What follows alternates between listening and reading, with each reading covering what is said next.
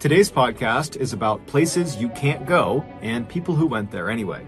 This will be a top 3 style episode, so you'll hear 3 unique stories back to back, and each story will be more intense than the last one.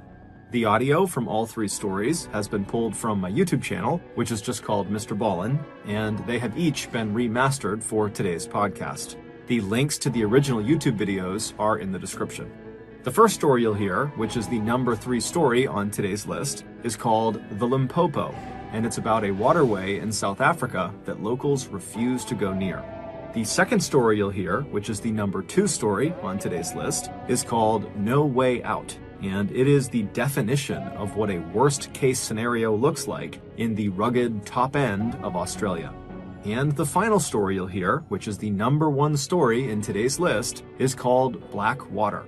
And it's another story from Australia that was so terrifying, it was adapted into 2 major motion pictures. But before we get into today's stories, if you're a fan of the strange, dark, and mysterious delivered in story format, then you've come to the right podcast because that's all we do. And we upload twice a week, once on Monday and once on Thursday. So if that's of interest to you, please offer to do the 5-star review button's laundry, but be sure to stop the dryer when their clothes are still slightly damp. Also, please subscribe to the MrBallen podcast wherever you listen to podcasts so you don't miss any of our weekly uploads. Okay, let's get into our first story called The Limpopo. Nicknamed the Great Grey Green Greasy, the Limpopo River is one of Africa's largest rivers. It serves as a border between Zimbabwe and South Africa, and it also happens to be one of the most dangerous places on Earth. A town in South Africa called Phalaborwa sits on Limpopo's shores, and all of its residents know they're never supposed to step foot inside of the dangerous waterway. But not all of their residents take that guidance seriously. On January 1st, 2010, Phalaborwa resident Mariska Buitendag, along with her boyfriend and 6 of their other friends, had been out all night partying, celebrating the new year. They had had a considerable amount of alcohol over the course of the night, so as the sun was coming up, in their inebriated state, they decided they wanted to take an early morning dip in the Limpopo River. So they head over to the river, and while initially they all seemed really eager to get in the waterway, it was only Mariska that was brave enough to do it. So the rest stayed on shore, and Mariska jumped in the river and jumped right out again. And she survived, and everyone was very impressed with her. And so she's confident, and so she does it again, this time going a little bit farther out into the river before coming back on shore. Now she's really confident, she's done it twice, and so she said, "Hey, who wants to come with me for a 3rd time in?" And the group said, "No, we're still good, and you really shouldn't push your luck. This is not safe." And she said, "I don't care, I'm going in for a 3rd time." So Mariska gets in the water, and by herself, she swims out on her back about 15 meters away from shore. She turns and waves at the group and smiles before she is violently pulled under the water. There wasn't even time for her to scream. Her boyfriend immediately jumped into the water to try to pull her out, but he knew where she was, and there was no way he was getting her back. The other nickname for the Limpopo River is Crocodile River, and Mariska unfortunately had fell victim to one of its apex predators. But it's not just drunk partygoers that fall victim to these crocodiles. Unfortunately for the residents of Zimbabwe, because of the extreme hardships they have to face, many of them have been forced to flee the country and cross over the Limpopo River to try to gain entry into South Africa, and many of them will die trying. On April 11th, 2014, Zimbabwean and South African police discovered this crocodile-infested cave right near where Zimbabwean residents will try to cross over the Limpopo River, and inside of this cave were the remains of 15 people that presumably tried to cross over and were caught by crocodiles. The discovery of this cave and the 15 people who lost their lives inside of it, while tragic and certainly gruesome, it only represents a fraction of the total number of people who have died trying to cross this river. The next story, which is our number 2 story on today's list, is called No Way Out.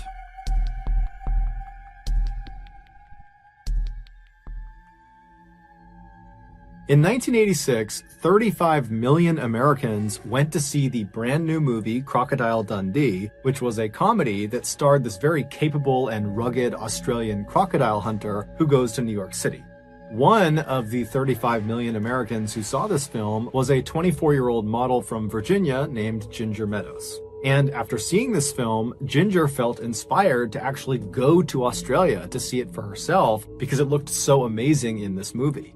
So a couple of months later, in March of 1987, Ginger, by herself, hops on a plane and flies to Perth, which is a major city in Western Australia. And her plan was she would land in Australia and then work odd jobs to make a little bit of cash, and then use that cash to fund her travels all over the country. And then at some point, after she was tired of doing that, she would head back to the United States. So she lands in Perth, and immediately she sees her first opportunity to make some money.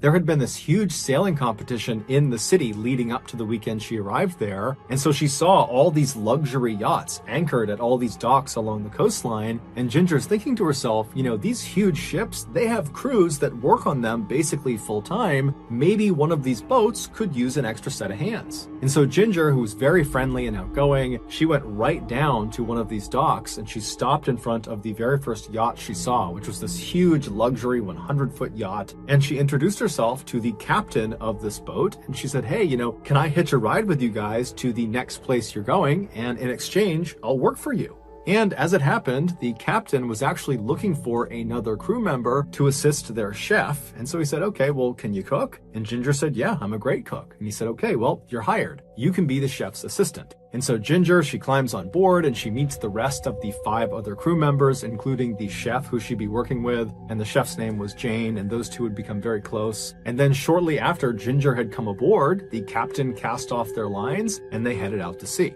Their next stop was going to be New Guinea, which was roughly 14 days of travel away.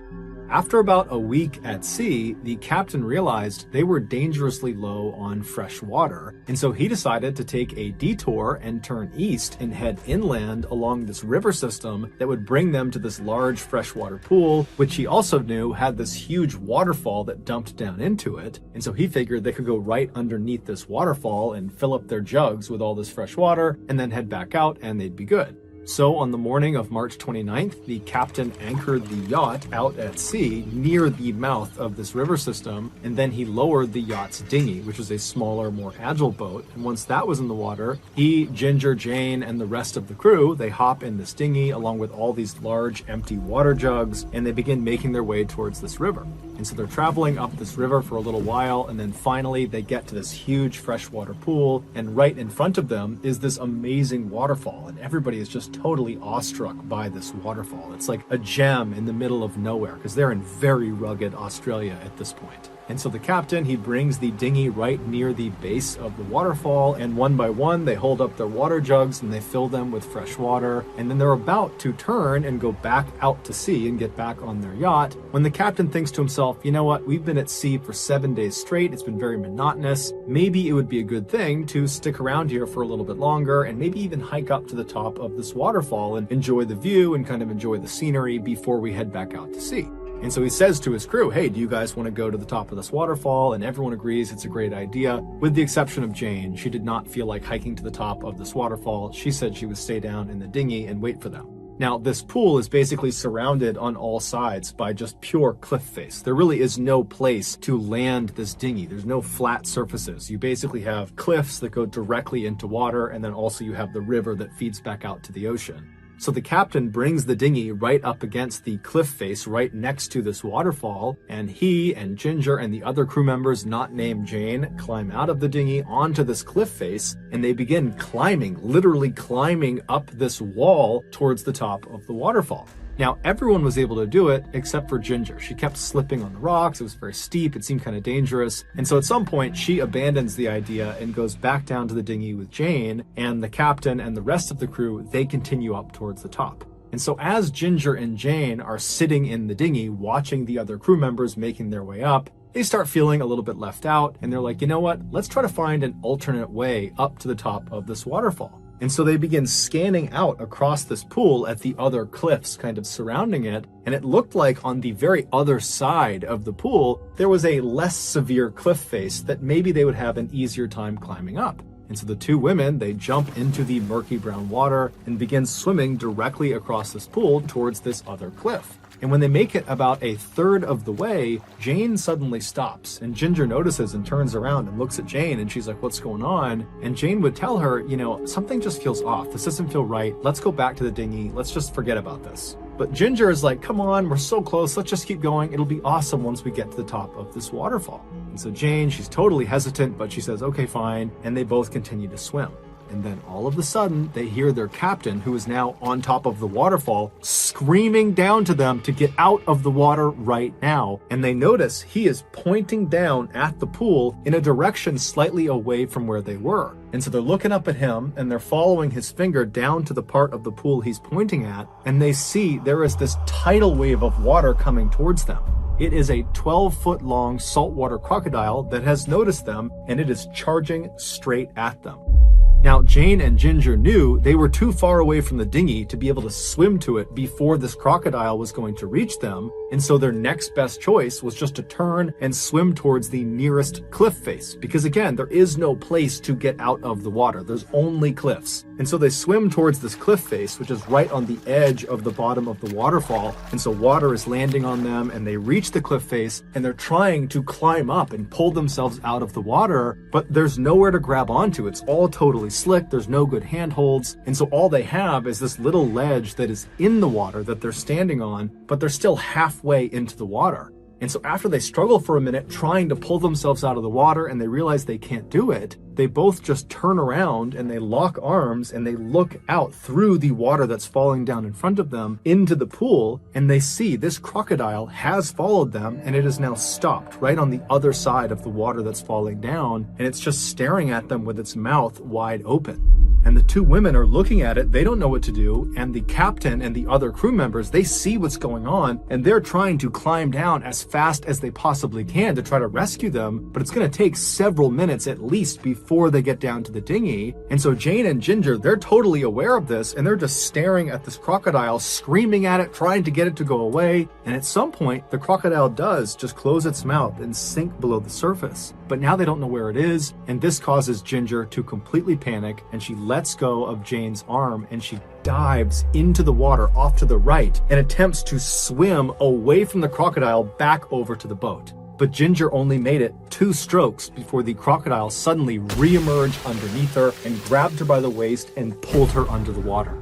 Jane is just standing there watching all of this happen in front of her. She has no idea what to do. The crew is still not down in the dinghy, so she's totally stranded, and she's just staring at the area where Ginger has been pulled below the surface. And just seconds after she's been pulled under, the crocodile re-emerges with its head pointed towards Jane, and in its jaws is Ginger. And Ginger's got her arms up over her head, she's wide-eyed, and she's looking right at Jane. And Jane makes eye contact with her, but there's nothing she can do, and she just watched as Ginger again was pulled back under, and this time she did not come up again. Ultimately, Jane would be rescued from the ledge. The crew would get down to the dinghy, they'd swing over, they would pick her up, and then about 2 days later, they would find what was left of Ginger's remains. It would turn out the captain was well aware of the threat the crocodiles posed in this river, and he had told his crew, Ginger and Jane included, about this threat, and that at no point should anyone get in this water. But of course, his warning went unheeded. The next and final story, so our top story of today's list, is called Blackwater. At 11:40 a.m. on December 21st, 2003, 3 young men who were longtime childhood friends hopped in a truck and began traveling south. They were 22-year-old Brett Mann and 19-year-olds Sean Blowers and Ashley McGuff. They lived in a coastal city called Darwin, which is actually the capital of the Northern Territory in Australia. The Northern Territory, also known as the Top End, is located in the central north of the continent. It is 6 times larger than the UK, but has 280 times less people living in it. Specifically, the UK is home to roughly 70 million people, whereas the Top End is home to only 250,000 people, and half of them live in Darwin. There are many reasons why the Top End is so underpopulated, ranging from politics to poor infrastructure, but the most obvious reason that so few people choose to live in this part of Australia is because it is wildly rugged and dangerous. It is scorchingly hot year-round, and the weather in general is just unbelievably unpredictable and violent. And, as the old saying goes, all the animals there are trying to kill you and each other. But Brett, Sean, and Ashley had grown up in Darwin, and so they were accustomed to the hazards of living in the top end, and so they weren't really concerned about them. What they were concerned with was finding things to do and not getting bored in the city. That particular day, in order to ward off boredom, the trio had decided they would head out to a salt flat that was located about 50 miles to the southwest of Darwin. It was this wide open plain that they could just race around on their quad bikes on. And so they loaded these quad bikes into their trailer, attached it to their truck, they hopped in their truck, and at 11:40 a.m., they started heading south out of Darwin. The first road they were on was this fairly desolate dirt road that wound around through the wilderness, and it passed by the iconic eucalyptus trees that are very well known in Australia. It passed by palm trees and giant termite mounds. And after driving on this dirt road for about 30 minutes, the trio passed by the Tumbling Waters Holiday Park, which is a vacation resort for adventurous families. And then beyond this park, there really was no more civilization. They were headed right into the outback of Australia. And so this was kind of like the last mark of civilization. And so the trio, they drive for another 30 minutes past the park. And at some point, all of the trees on either side of the road start getting more and more dense until they begin kind of encroaching over the road, as if it looks like you're driving directly through the heart of a jungle. And they would have recognized this change in scenery as meaning they were nearing the Finnis River, which was off to their right beyond all of the trees. So they couldn't see it, but they knew they were close. And the Finnis River was not a huge waterway. It was a 30-mile stretch that ran east to west through the top end. And what it was known for was being very brackish and dark. You could not see into this water more than maybe an inch or two, so it almost appeared black. And so the trio continued driving along through this kind of jungle atmosphere until the left side of the road began to thin out again, and then it eventually revealed the salt flats up to their left. And so at that point, the trio pulled off on the right side of the road where the vegetation was still very thick. And then the trio hopped out of the truck, they went around to their trailer, they dropped the gate, and one by one they pulled their quad bikes off, and then each of them hopped on and drove out onto the flats. That day, the flats were actually very muddy because it had recently rained really, really heavy in that area. And so the trio spent just as much time racing each other on the flats as they did trying to drive close to each other and spray mud on each other. And so for hours, they were out there having a great time. And then at 4:30 p.m., they decided it was time to call it a day. And so they drove back over to the truck. They drove their quad bikes up onto the trailer. They locked it. And then they were about to get into the truck to head back home when one of them suggested, hey, let's head down to the water and rinse our clothes off and get all this mud off of us. Now, you need to understand, in the top end, the place you want to spend the least amount of time in is the water. People in the top end assume that in any natural water body that is not clearly designated as a swimming area has at least one animal lurking in it that will kill you. This is a literal precaution people in the top end take. And so this section of the Finnis River that these three friends were thinking about going and jumping into and washing off inside of, this was not a clearly designated swimming area, and so it should be avoided. But you need to remember, these three guys, they grew up in the top end. They were used to living in this kind of wild area, and they'd also come to the salt flats so many times over the years, and they had jumped into the Finnis River before to wash off and go swimming, and nothing had ever happened. And so really, the idea that the Finnis River could be dangerous to them, it didn't really cross their mind. They felt like, you know what, we've been there, done that, nothing's gonna happen to us. And so they left the truck and walked away from the salt flats into this mangrove forest that's only a couple of feet off the road and began walking towards this river. Normally, the trip from the road through the forest to the river bank, basically where the forest ended and you reach the river, it would take about 10 minutes. But after walking in this mangrove for maybe a minute, they were already standing in river water. It was only a couple of inches of this water, but it signaled to the guys that clearly the river is very swollen from all of the recent rains, enough so that it overflowed beyond its natural boundaries and it's flooded the mangrove forest. But the three guys, they look at each other and think, meh, what's the big deal? I'm sure we'll be fine. And so the guys continued moving on, but as the mangroves began to thin out, they began to slow down dramatically. but because the riverbanks on the edges of the Finnis River were very, very steep. If you were standing on dry land, if there was no flooding, and you were right on the edge of the Finnis River, if you took even 1 or 2 steps into the river, you would slip down under the water and the water would be over your head. Now, as these guys are walking, because the ground is flooded with this black, brackish water, they couldn't see the ground, and so they couldn't tell where the drop-off into the river was. And so they began to slow down, and then when all the trees were practically gone, they knew they were close, and then one of them actually slipped and kind of tumbled down the edge for a second, but he turned and he grabbed one of the roots of the mangrove tree and pulled himself back up. And then the other two, after seeing this, they walked over and stood next to him, and the trio just stood there looking out at this pitch black looking river that was very clearly moving faster than normal because of all this excess rain. But they kind of looked at each other and thought, you know what, it's not that big of a deal. We'll hold on to the roots of these mangroves and lower ourselves over the embankment. We'll wash ourselves off, pull ourselves back up. No big deal.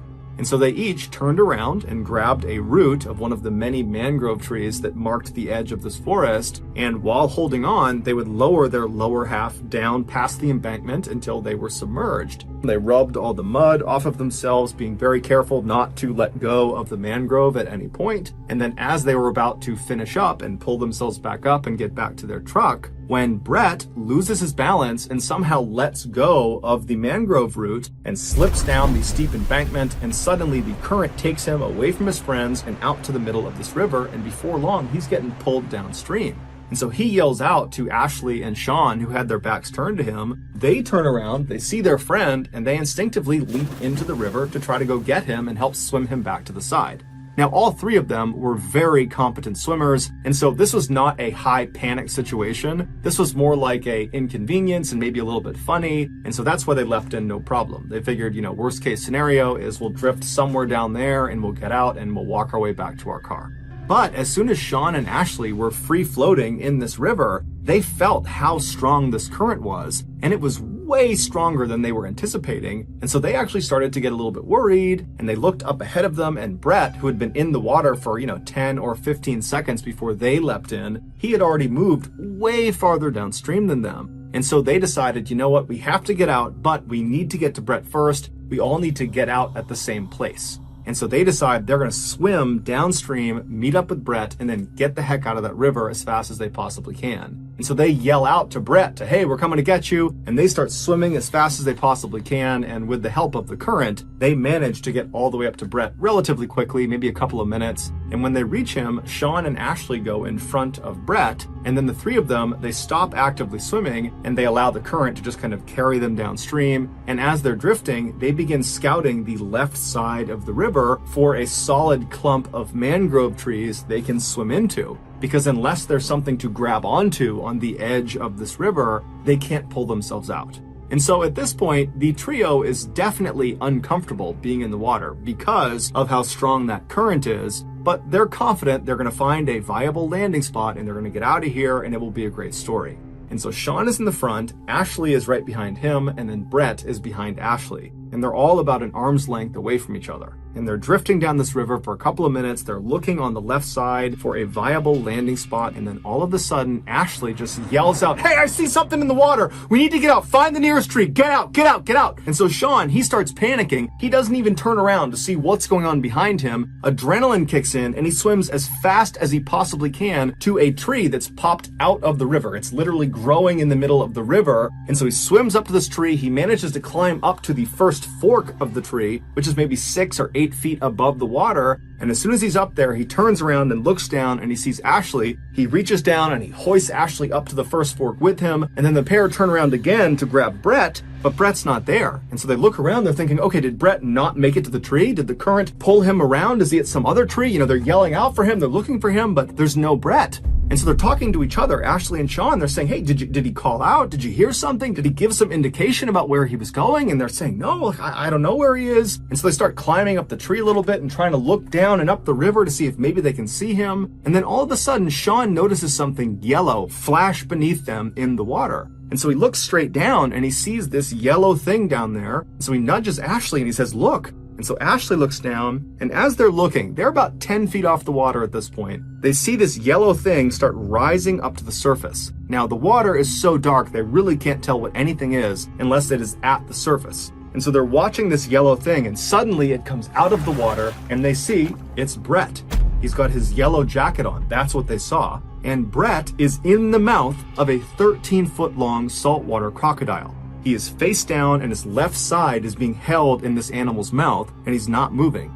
And so Sean and Ashley are so scared, they're just frozen. They're just staring at this monster that's in the water, that's holding their friend underwater, and they can't do anything about it. And for 2 minutes, they just stand there looking at this animal, wondering what's going to happen. And for those entire 2 minutes, the crocodile stared right back up at Ashley and Sean as if it was showing them what it was going to do to them once they got in the water. That I've done this to your friend, I'm getting you to as well.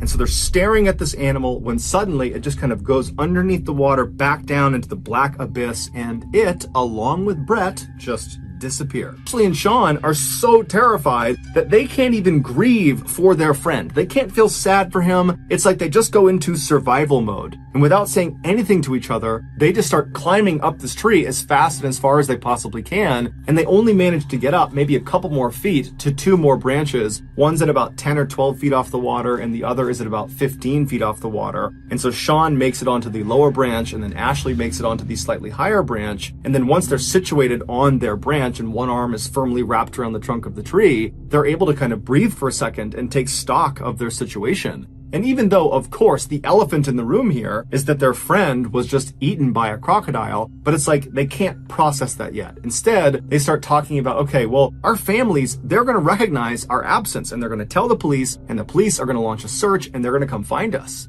Both of them were confident, or they acted confident, that that was going to happen, but they also knew that there was no timeline for this. It could be hours or days until this actually happened.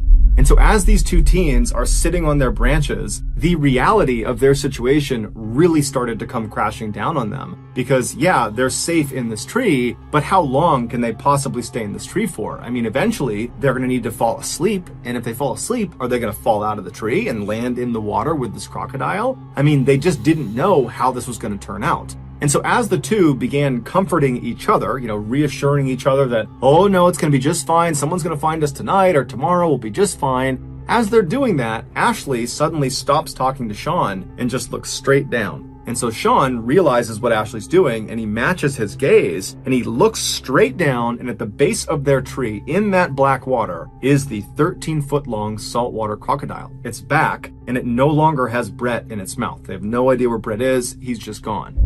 Saltwater crocodiles are considered the most aggressive and dangerous crocodiles in the world, and they are one of only 2 crocodile species that will actively hunt humans when given a chance. And so these two teens are helpless in this tree. All they have is some separation from the black water and this animal down below. And so they just find themselves staring straight down at this crocodile, and in turn, this crocodile just stares right back up at them. It's very clearly waiting for them. It wants them to come out of the tree so it can eat them. And so the crocodile just continuously repositions itself all around the tree. It's just keeping the top of its head out of the water so its eyes can look up at them. And so the teens are just praying that at some point it will grow tired of them and will leave. And after several hours, right as the sun is about to set, this crocodile does seem to give up on them, and it drifts under the water and disappears. After a couple of minutes, Sean, who was on the slightly lower branch, decides he doesn't want to be any closer to the water than he needs to be, and he's going to climb up to Ashley's branch. And so he very carefully stands up on his branch, he makes sure he's got solid footing, and then he reaches up and he grabs a branch with his right hand, and he kind of tests it, and he feels like it's pretty sturdy, and then he puts all his weight on it and tries to reach for another branch when this one breaks. And as soon as that branch broke, Sean tumbled 10 feet into the water. So he hits the water, he goes all the way under, he sinks a few feet under, and immediately he's turned around and he's trying to swim as fast as he can to the surface, and he's just expecting at any moment this crocodile is going to bite him. He gets to the surface and he looks around. It's a little bit dark, but he can immediately see his tree, and he realizes the current has pulled him away from his tree. And so in a panic, he starts swimming and kicking his legs as hard as he possibly can to get back to this tree. And he knows the whole time he's kicking his legs, he's just attracting the attention of this crocodile, but he's got nothing else he can do. He's got no other tree he can reasonably get to that will provide safety from this animal. And so with every ounce of energy he's got, he kicks and swims, and finally he manages to grab a root of this tree that his friend is still inside of, and he begins pulling himself with his lower half still submerged in the water. And so as he's dragging himself towards the trunk of this tree, he's just waiting for this crocodile to bite down on his legs, and finally he gets to the trunk of the tree and he's able to pull his body out of the water, and he clambers up to that original branch he was on, and then he and Ashley work to get him up to Ashley's branch. And as soon as he sits down next to Ashley and he's secure, they both look down, and just a little ways away from the tree, basically in the area where Sean had just landed in the water, they see with the little light that is left, this crocodile swimming right back over to the tree, and it camps out right underneath. Sean had gotten out just in time. When the sun finally did set about 10 or 15 minutes later, it became pitch black. There's no ambient light in this part of the world. There aren't any buildings or cities close enough to this area, and so it is truly pitch black. And so they could no longer see the crocodile down below. But they knew it was there because periodically they would hear it repositioning itself right underneath them. Also, because it was so dark, the two teens could not actually see each other. And so they began holding on to each other, and then anytime either of them moved, they would announce their movement to the other, just so they knew they had not fallen asleep and were not falling out of the tree to a horrible death. And so a few hours went by like this, where it was silence with the exception of the sounds of this crocodile repositioning itself periodically. A little after midnight, a huge storm rolled into this area, and it began absolutely downpouring, and the raindrops that were hitting the river were so loud that the teens could no longer hear the sound of this crocodile, and so they had no idea if it was still down below them or not. But every time lightning would strike, it would illuminate the sky for that flash of a second, and in that flash they would look down, and there would be the crocodile. After several hours of this super intense downpour, the two teens also started to become concerned that all this additional rain could raise the water level of the river all the way up high enough that this crocodile might be able to jump out and reach their legs. But because it was so dark, they couldn't actually see the top of the water, and so they had no way of knowing if the water levels were actually rising or not. And so they both kind of sucked their legs up onto this branch and tried to make themselves as small as they could while still remaining anchored to each other and also to the branch. And that's how they sat for the next several hours, just hoping they would survive the night. Finally, when the sun came up that following morning, the teens immediately noticed that the crocodile was still right below them, just lurking at the base of the tree waiting for them, and they also noticed the water level of the river had clearly come up quite a bit. And so if they weren't rescued soon, there was a good chance that another heavy rainstorm, that crocodile would be in range of them, and there was nowhere they could go. They were as high up as they could get. Not to mention the fact they were hypothermic, they were weak, they were tired, and if you fall asleep, you're going to fall in the water. And so the two teens, they knew they did not have much time left.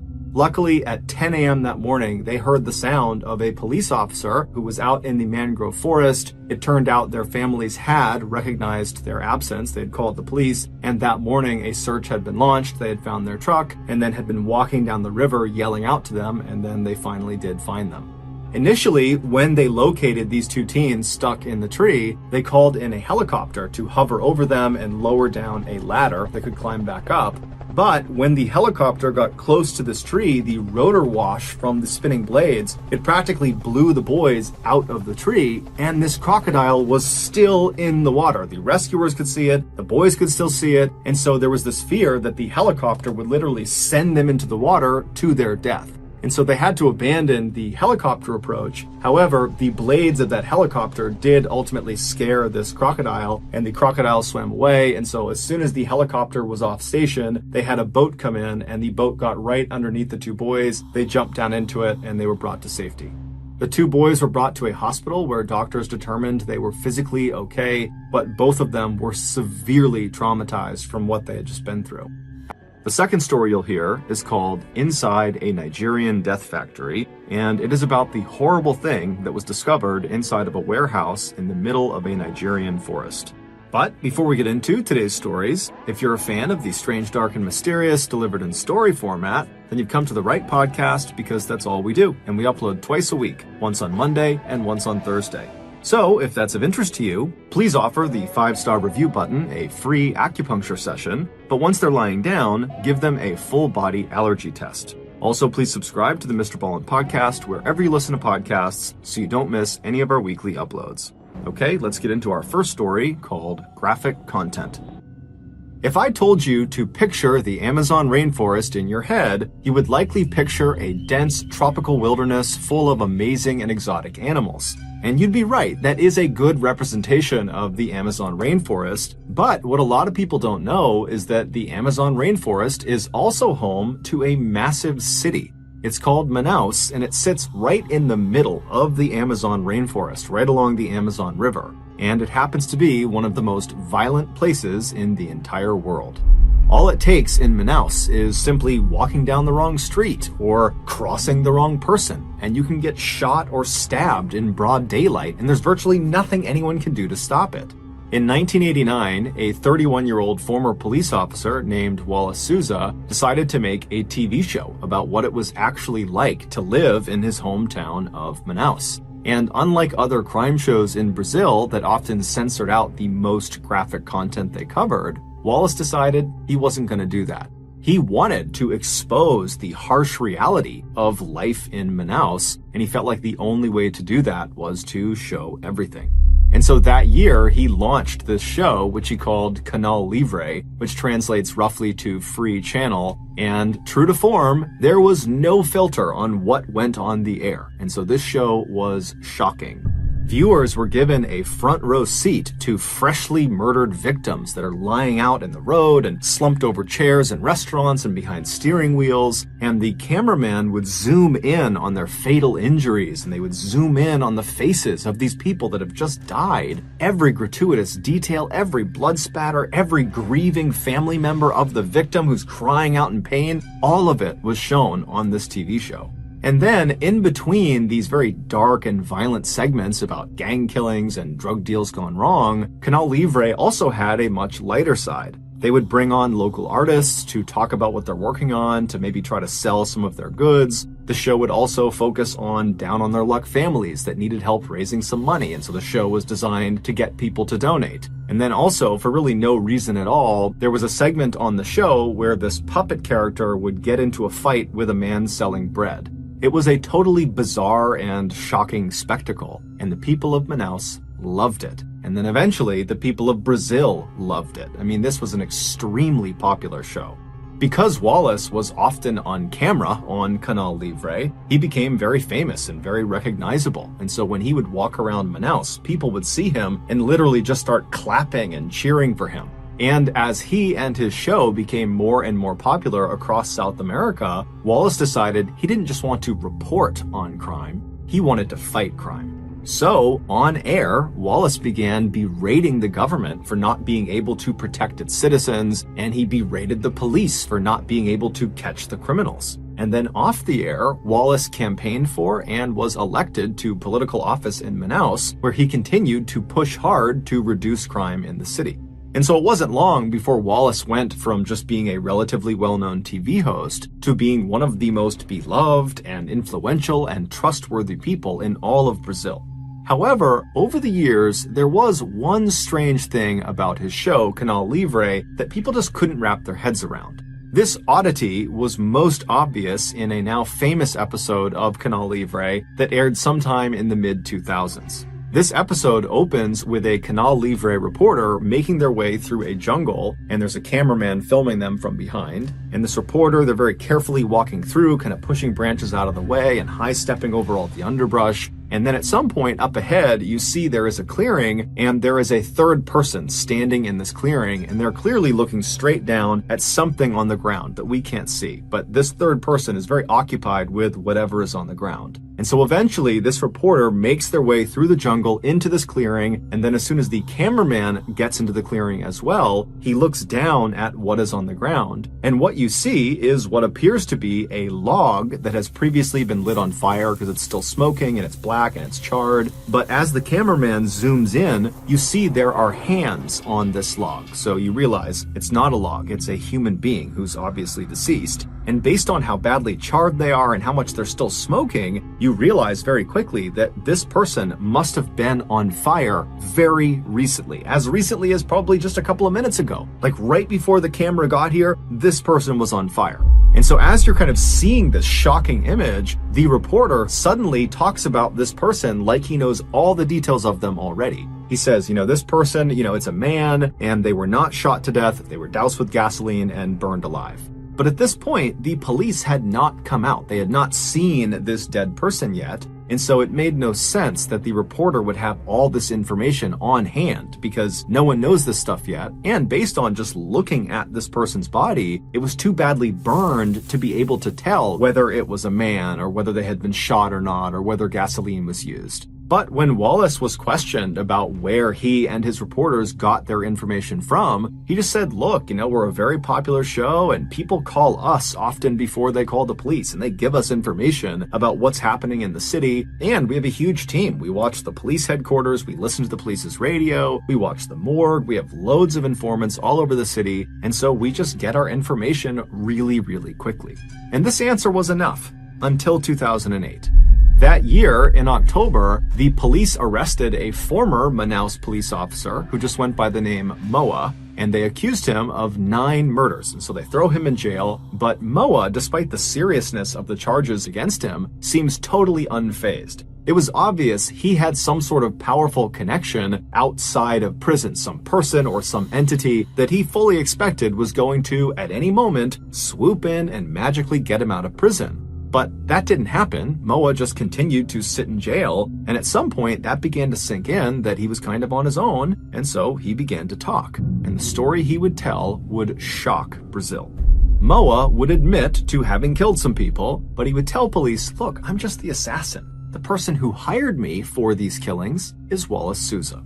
It would turn out Wallace Souza started his show, Canal Livre, with the best of intentions. But when his show became massively popular, and it in turn made him, Wallace, also massively popular and powerful, he became corrupt. And at some point, after his meteoric rise, he formed this very powerful drug cartel, and then in an effort to bolster his illegal dealings and to boost his show's ratings, he decided to start contracting hitmen like Moa to start taking out rival gang members in Manaus.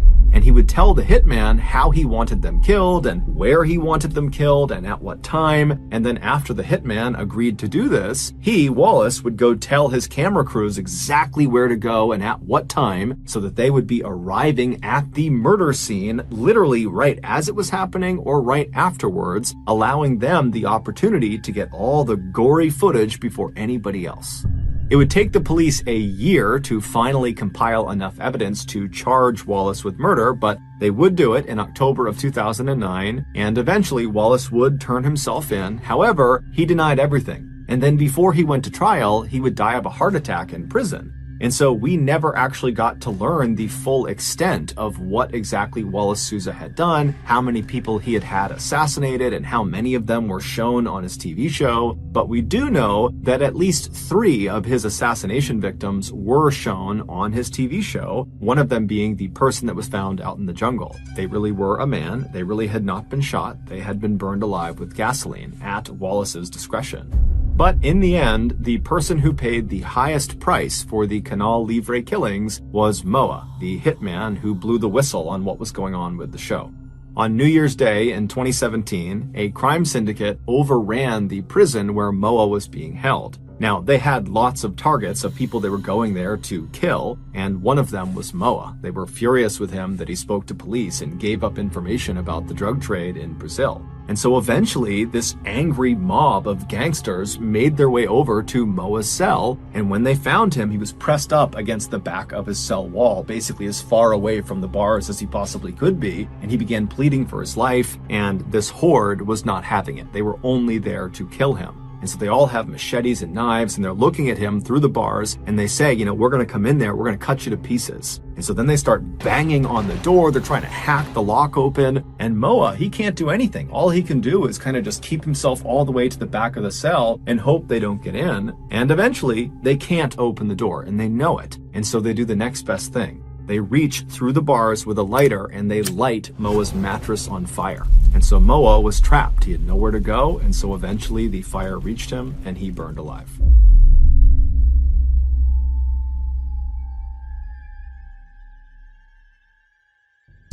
The next and final story of today's episode is called Inside a Nigerian Death Factory.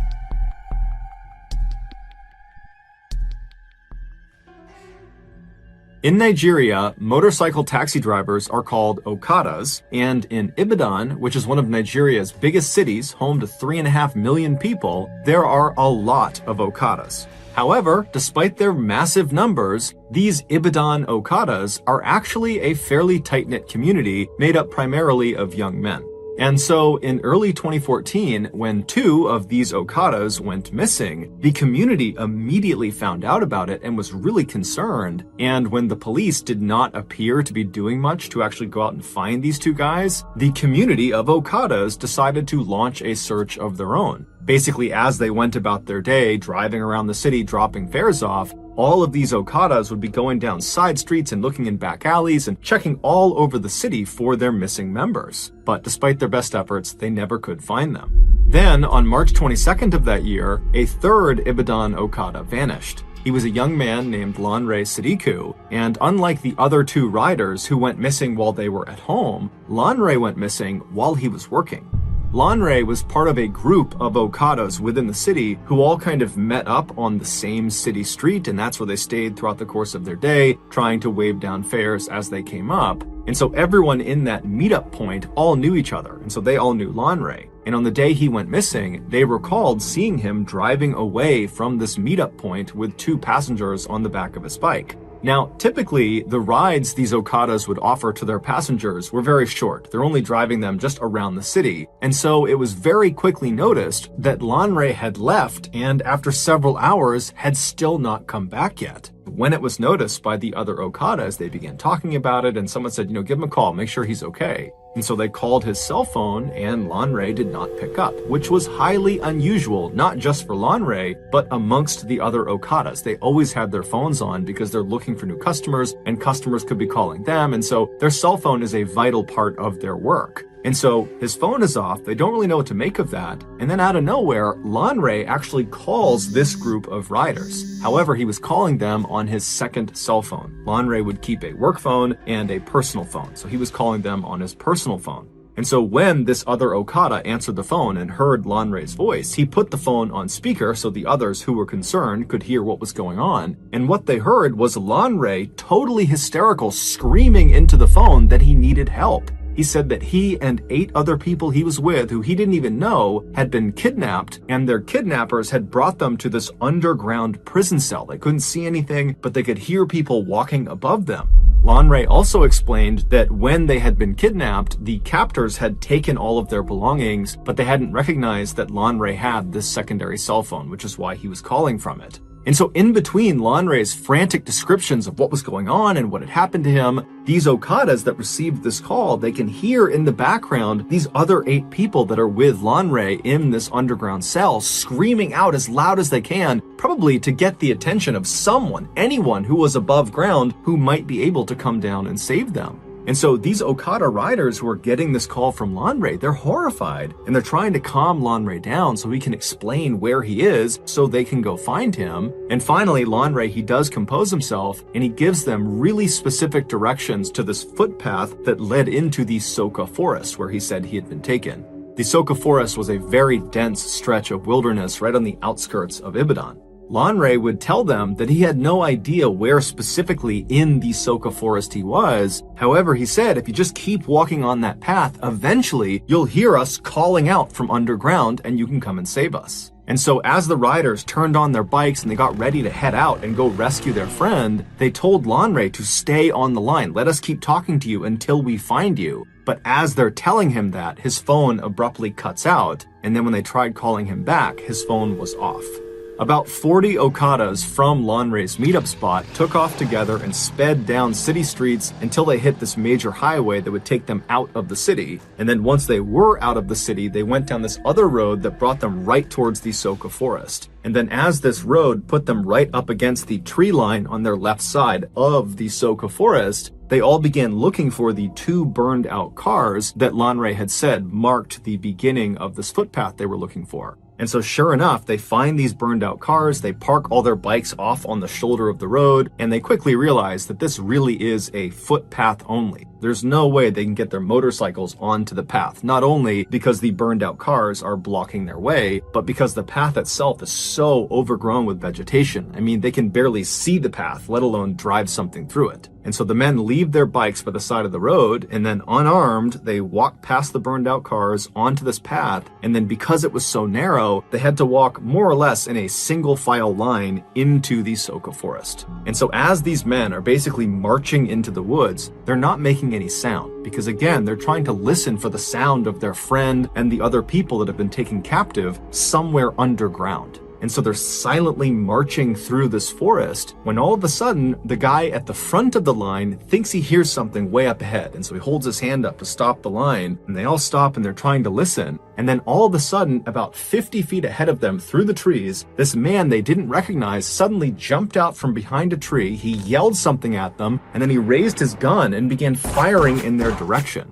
The 40 Okadas immediately turn around and just sprint back down the path, right back out to the road. They hop on their bikes and they peel back out towards the city.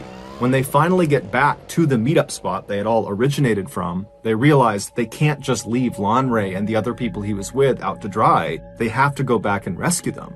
They considered calling the police, but given the lackluster response to the other 2 missing Okadas, they realized they probably would have a higher chance of saving their friend and the others if they just went themselves. And so the 40 Okadas rounded up another 60 from other neighboring meetup spots, and this huge posse of over 100 men all hopped on their bikes and headed back towards that footpath that led into the forest. When they got there, they put their bikes on the side of the road, and this time, when they started walking down that path, they had guns, knives, bats, all sorts of weapons, and they were not trying to be quiet. They were actually yelling like these loud war cries to let the gunmen and any other gunmen in the woods know that there was a horde of angry people that were coming into the woods for a fight.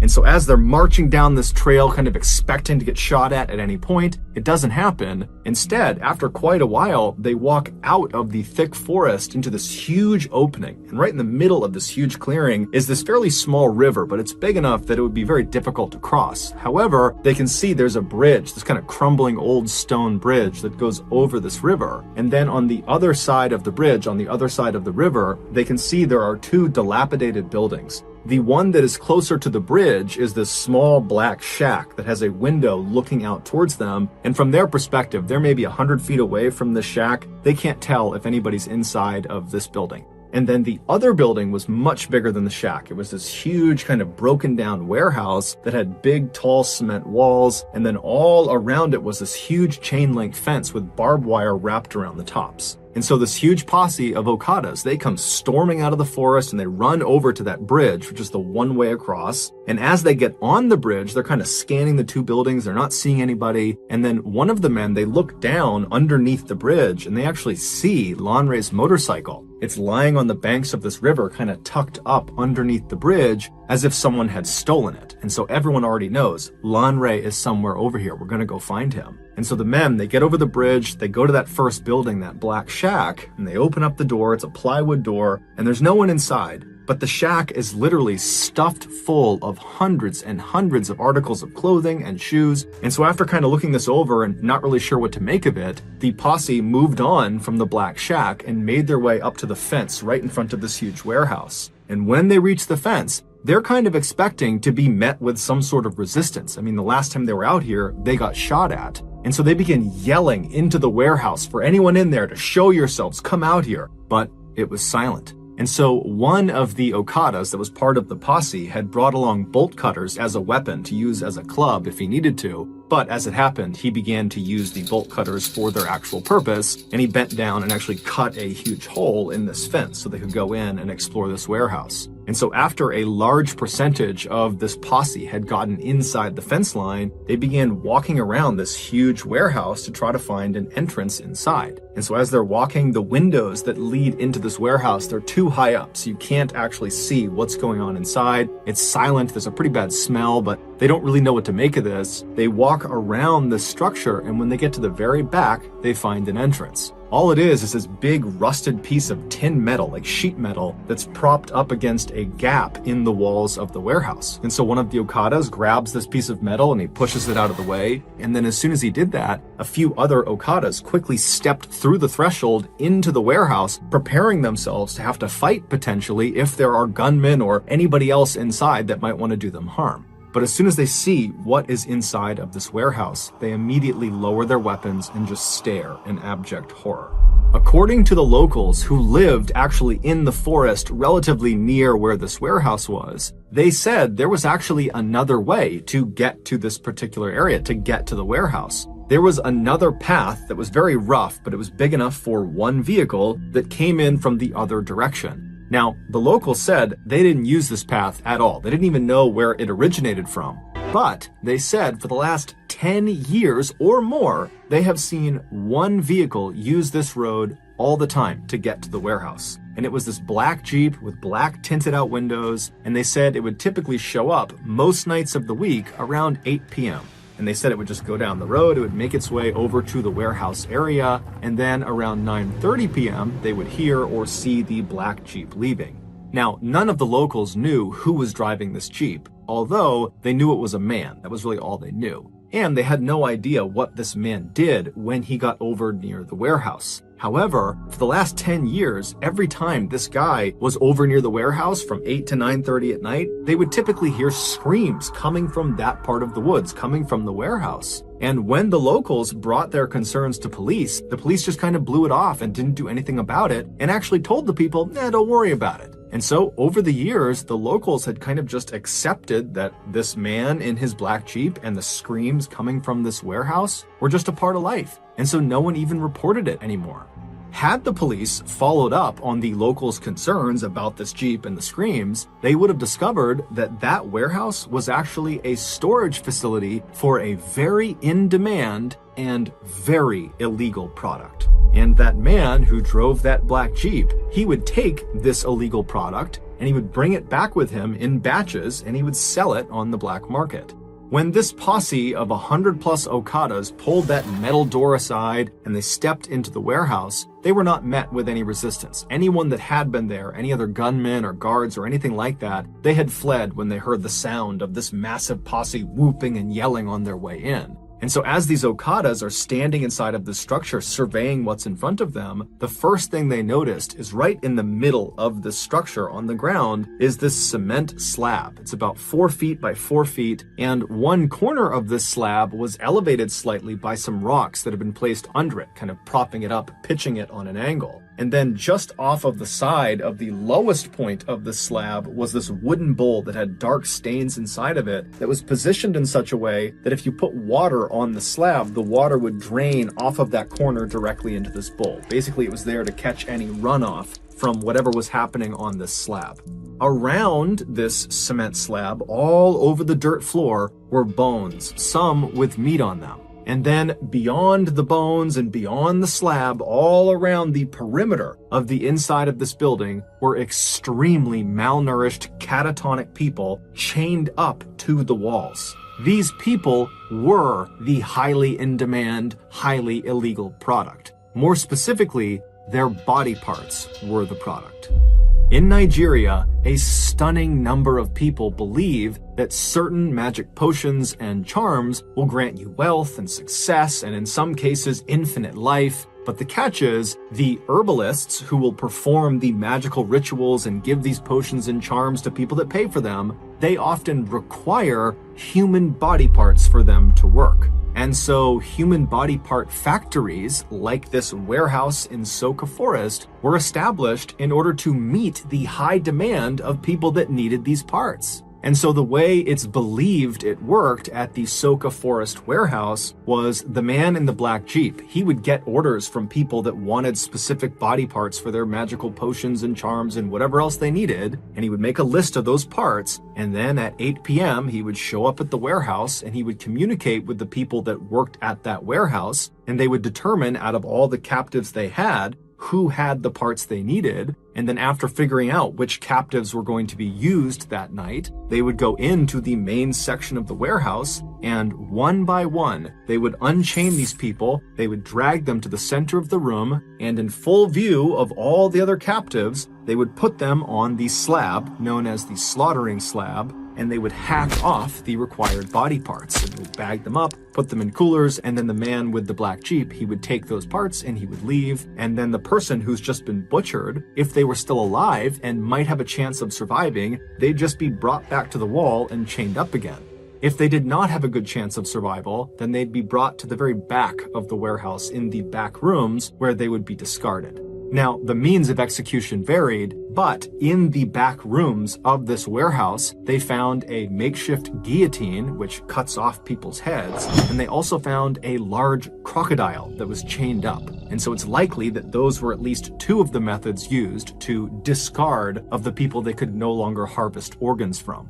After the Okadas kind of broke out of their initial shock of what they were seeing inside of this warehouse, they went around and began freeing people that were still chained up to the walls. And in total, there were 23 people that were still barely alive, still inside of this warehouse, but none of them were Lanre Sadiku. And then after checking all of the dead bodies and body parts that were inside of the warehouse, and then also right outside, where there were a number of shallow mass graves, they couldn't find Lanre amongst them either. And so this huge posse began looking all over the property for an entrance to this underground prison that Lanre had described being in.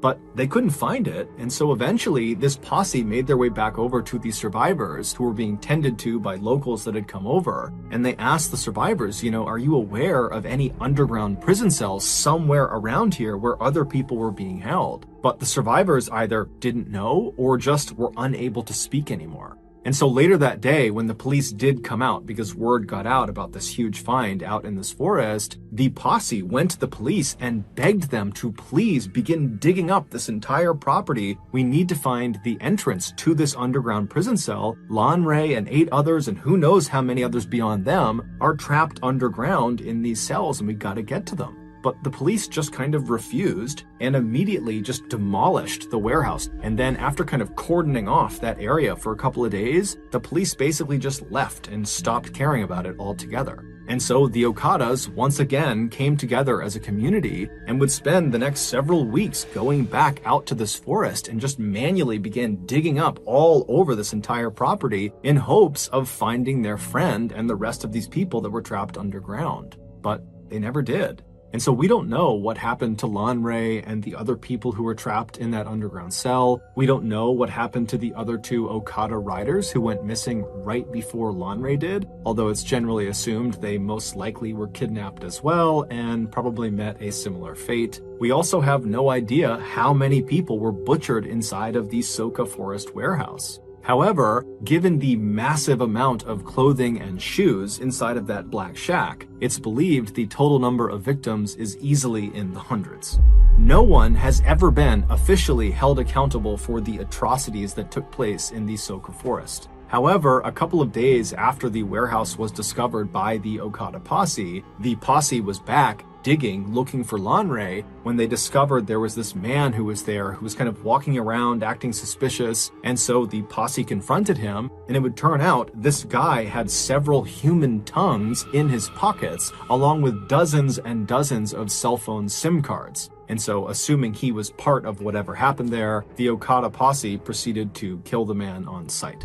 Later on, a woman who was a survivor from the warehouse would tell reporters how she got kidnapped. She said she lived in Ibadan, she was well educated, she had a good family, she was just sitting outside of her house when all of a sudden this van pulled up in front of her, and these very official looking men were inside of this van, and they got out and they told her, you're under arrest, you gotta come with us to the police station. And the woman was so confused, but the men were very professional and seemed very convincing, and so she got inside the van, they shut the door, and they drove off. And very quickly, once she was inside of the van and couldn't go anywhere, she realized they were not police, she had been kidnapped, and within the hour, she, along with several other people who had probably been kidnapped in the same way, were stripping their clothes off right outside of that black shack on the other side of the river, and they were told to put their clothes and belongings inside of the shack while they were being held at gunpoint, and then once they were naked, they were promptly marched into that warehouse where virtually everyone around her would be butchered and killed.